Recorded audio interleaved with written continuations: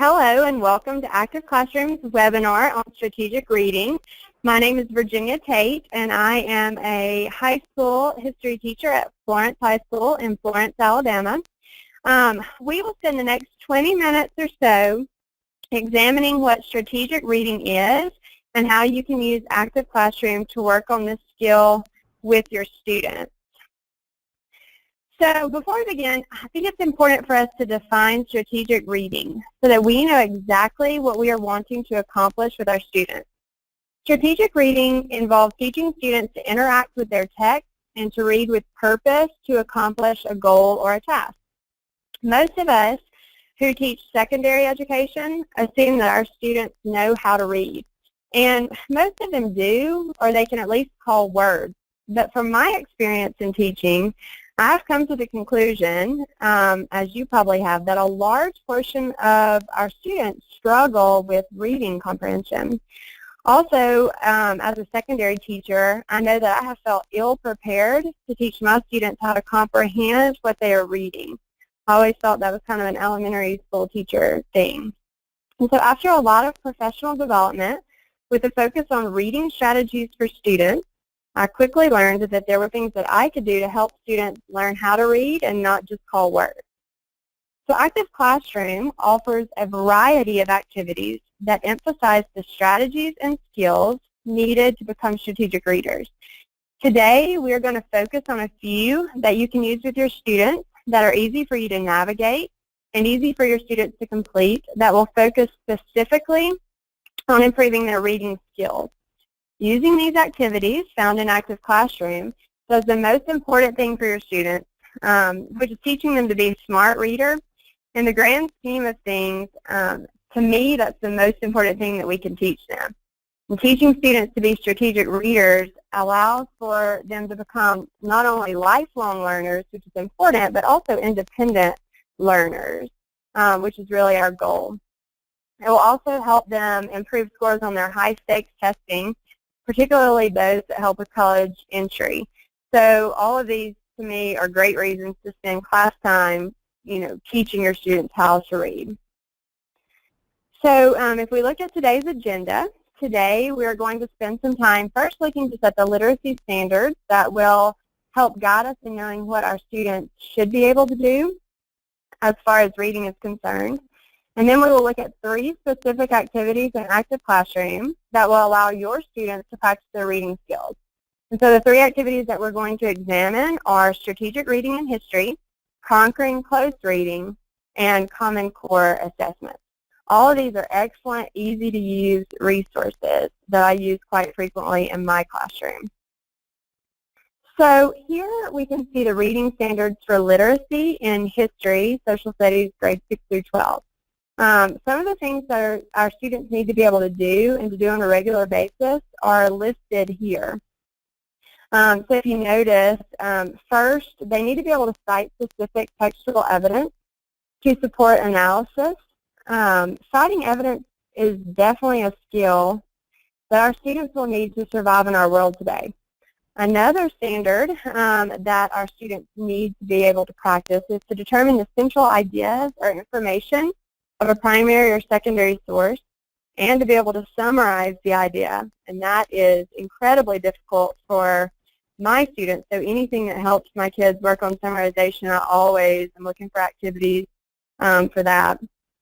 Identifying key steps in a text description of a process related to history, social studies, and determining cause and effect is another important standard.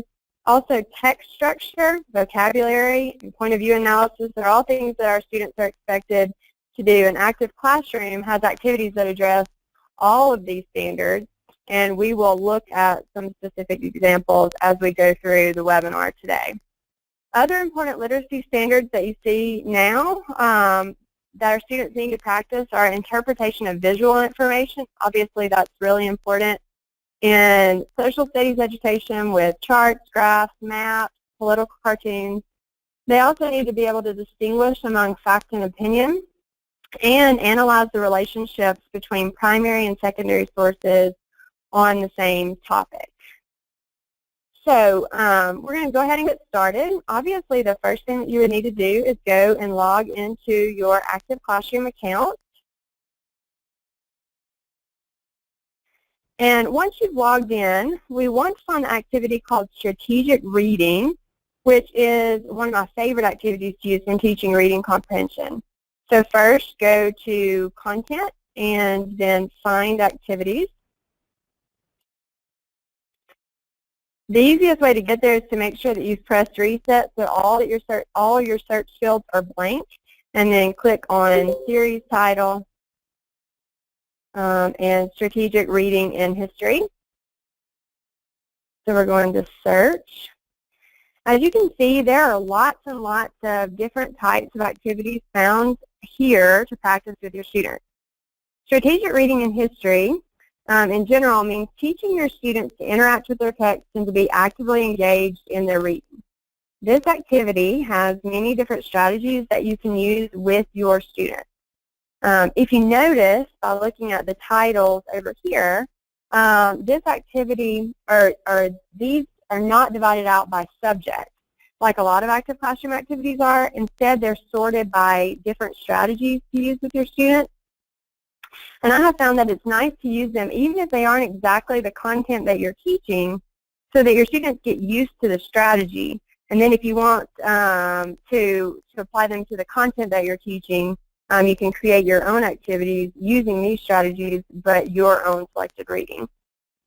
So today we're going to look at 3 of these different strategies, realizing that that is just the tip of the iceberg. There are so many here that you can choose from. And I hope that you'll go back in and explore later to see all that strategic reading has to offer. And first we're going to look at the first strategy, which is establishing the purpose for reading. So click on the View button and we'll get started looking at this particular activity. Like most activities in Active Classroom, the table of contents can be found here to the left. The table of contents with the download symbol to the side means that those are downloadable files with more information specific to this activity. You notice that this activity has an overview and a teacher's guide. And I suggest that you look at those on your own time because both have valuable information about the activity. Today we're going to look at the slides download. So click and open up our download. I find this slide incredibly valuable, and my students find it valuable too because we definitely spend time in class going over it. Knowing your purpose for reading is so vital to knowing how to read. And you and I probably do this without thinking, but a lot of our students don't. And they need to know the purpose of their reading because obviously that helps with comprehension. And so if you look, this slide breaks it down nicely to see, okay, that if we know our our purpose for reading is discussion, then this is going to give you an idea of what you need to know. So if you're reading for the purpose of discussing, you probably want to make sure that you know why and that you have a question, that you can form a question that you might have about the reading. And so it also gives you strategies for how to hold your thinking as you read, because a lot of our minds wander as we read, and of course our students' minds wander. And so it suggests basically to read one page at a time so that the students don't get overwhelmed. And it also suggests using sticky notes, which is one of my students' favorite strategies. And so this says if you use a sticky note, you might write a sentence or two describing why, but then also a second sticky note that has a question that you want to know more about. So if you're reading just with the purpose of being familiar with, you can suggest to your students skimming for headings or subheadings and highlighted vocabulary. And then to help them hold their thinking, you can teach them to write a brief outline of the headings and subheadings that you can quickly refer to. If they're reading for the purposes of studying for a multiple choice test, maybe they need to focus on who, what, where, and when. And you can suggest to them to create a chart with the 5 W's and H, so who, what, where, when, why, and how, and fill that in as they read. If they're reading for a little bit more in depth for maybe an essay test, then they need to know why, but also how. And so it gives them suggestions here on maybe writing their own questions that they think might show up on the test, and making sure that they know that they should be able to answer those questions that they write from their reading. And then last but not least, if you're reading for the purpose of presenting information, you need who, what, where, when, why, how, and then also you need to be able to summarize the main ideas. And so it also suggests creating a chart and then writing a summary statement of no more than 2 sentences. So I always go over this with my kids more than once, obviously, so that they can get an idea of how to read. So if we're going to look at this activity here, this activity practices reading with purpose in mind. So we're going to look at the activity, and if you notice the directions for this activity, give your students 2 things to pay attention to, or 2 purposes for reading. They're supposed to find out why business owners hired pirates, and to figure out the long-term effects of piracy on coastal economics. So by knowing these 2 things before reading, it will help them with their comprehension. So then they go on to read that activity. And then if you notice, the questions that go along with this reading are focused directly on what the purpose of the reading was. And so the questions directly link up with that purpose.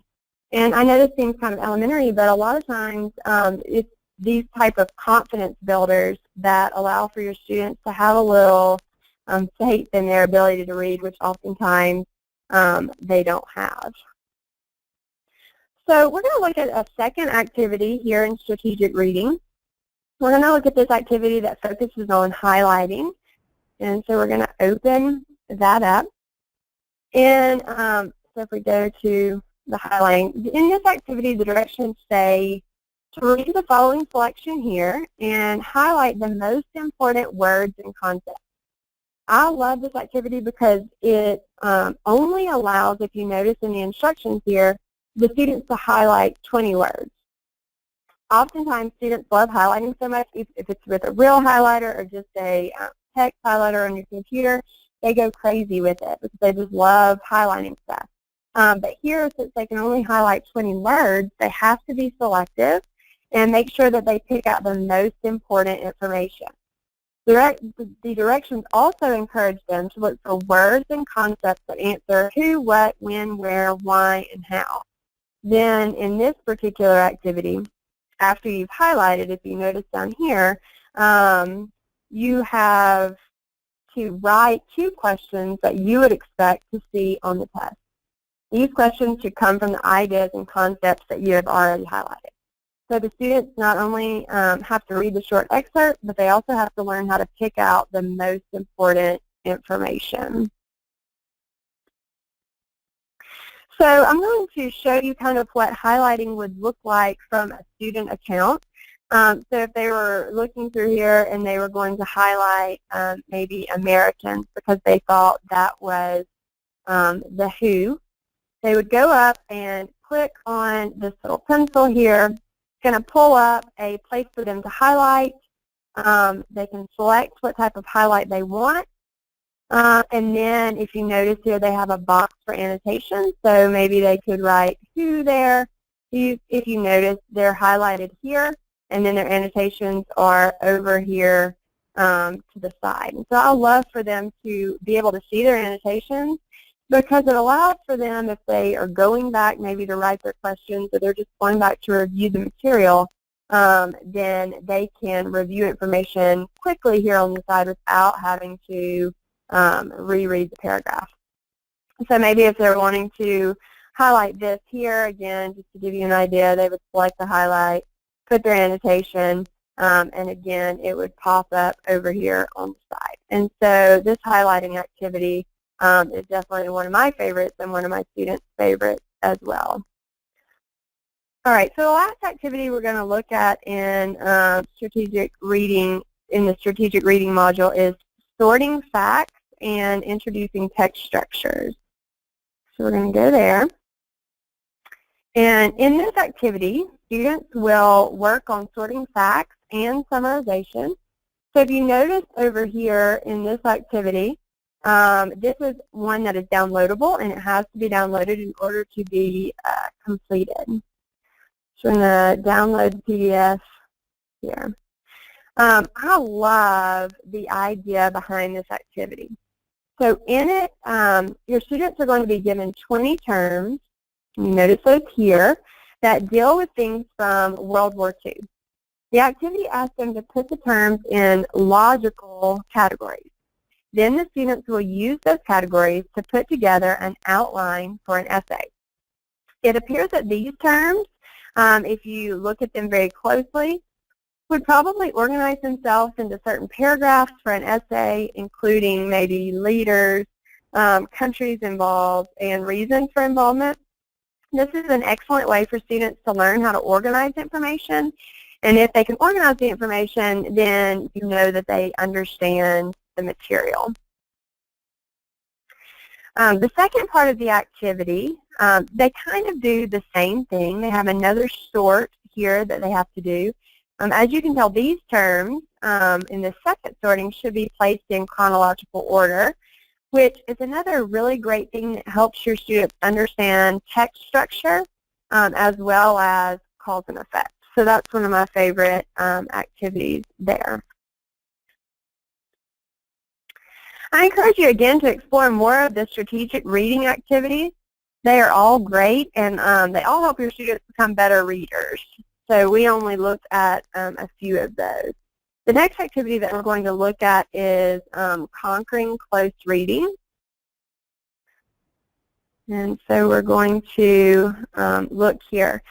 The activities in conquering close reading are more content specific. You can tell by looking at some of the titles. They're definitely more content specific than the strategic reading and history ones. And I usually use these in my classroom to assist the content that I'm teaching. These are great readings that supplement the content but also help work on strategic reading skills all in the same. And so they're so important for your students. Today we're going to look at Freedom, Liberty for All. But there are so many great readings that you could use, and I encourage you to look at them. I use these on a regular basis in my classroom. So if you notice over here in these activities, readings are available and then different skills are emphasized. So I find this so helpful in my classroom because my students don't really get tired of doing the same thing over and over again, and it also exposes them to different skills that are needed to become strategic readers. So for the purpose of this webinar, we're going to look at Reading 2, A People's Government.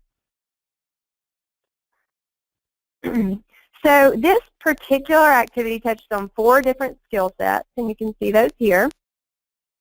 It touches on comparing and contrasting, using evidence, determining point of view, and syntax.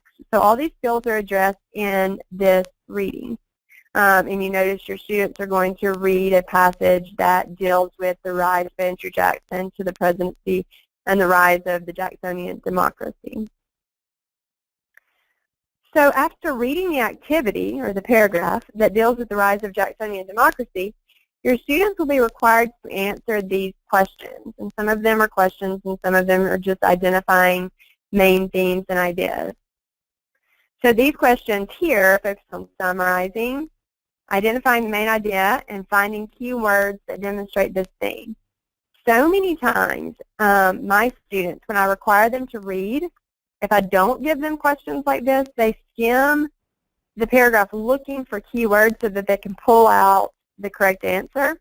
And this activity I love because it requires that the students, they have to engage with the text because they can't answer these questions correctly without doing that. So as a teacher, it's really easy for me to see their comprehension and help make corrections, particularly for my struggling students. So then also as part of this activity, you see these last 2 questions here. And they really kind of do the same thing as the first, meaning that there is no way that students can fake comprehension with these types of questions. For example, the first question here asks for the students to compare and contrast Adams and Marshall's view of Jackson with the view that ordinary people had of him. It also makes the student use specific evidence from the reading. which, if you remember from the beginning of the webinar, we looked at with the first of some of those content literacy standards. And using evidence is such an important skill for students to perfect before leaving school, because so many adults argue things today about politics or whatever and don't have specific evidence to back themselves up. And so it's important for us to let our students know that an argument has no backbone without evidence. And these are really great ways to do that. The second question focuses on point of view. The student has to determine whether the author agrees with the idea that the election of Jackson begins the age of modern democracy. Again, students have to have an in-depth knowledge of the reading to answer the question. So all of these conquering close readings make students take a short passage and analyze it in a way that there's really no faking of knowledge. And it forces them to read strategically and allows for the teachers to see who struggles with reading strategically. And so then the last activity that we're going to look at today is the Common Core assessment in history. So these activities here, if you notice here on the side, they are also content-based and can be used to supplement specific content in your teaching, while also, again, teaching literacy skills that enforce strategic reading. So for this particular activity, or for this webinar, we're going to look at this Ancient Egypt Common Core assessment activity. One thing that I love about Common Core assessments, if you notice over here to the left, it offers a range of specific topics within a broad topic. But it also offers a basic level and an advanced level so that you can reach different levels of students with the same reading. So today let's look at the Hymn to the Nile reading and the activities that accompany it. So in this reading, students are going to compare a primary source to a secondary source, which is exactly another one of those content literacy standards that we looked at the beginning. I love how each of these readings, if you notice here, have source information, because I think it helps students have a better comprehension of what they're reading. So I'll always make my students read the source information before they read the document, because it just helps them out so much. So after they read that primary source, then document 2 is a secondary source that complements the first document. So they're going to read both of these together. And then you notice here the assessment question. So after reading the primary source and the secondary source, the students have to answer these two questions. The first asks them a specific question, but requires them to cite details from the document to back up their answer. And the second question asks them to compare the secondary document, the primary document, and what other information they gained from reading a secondary source. Again, they require to cite evidence to support their answer. So these are simple questions, but they challenge your students all the same. So if we look at the more advanced level, you can see the readings are the same, but the questions are a bit more involved. So in the advanced level questions, students are asked more complicated questions that challenge those upper level students. So we're going to look at one more activity here, and we're going to look at Akhenaten's Hymn to Aten here. And you notice it's the same setup. They have a basic level that we're going to look at first. So in this particular activity, students are going to be able to understand the importance of text structure. So they are going to look at this document and read it. And then if you notice, their assessment questions deal with text structure. So text structure refers to the way paragraphs and longer text are organized with different text structures serving different purposes. So this activity familiarizes students with the different types of text structure: sequence structure, definition structure, and proposition/argument structure.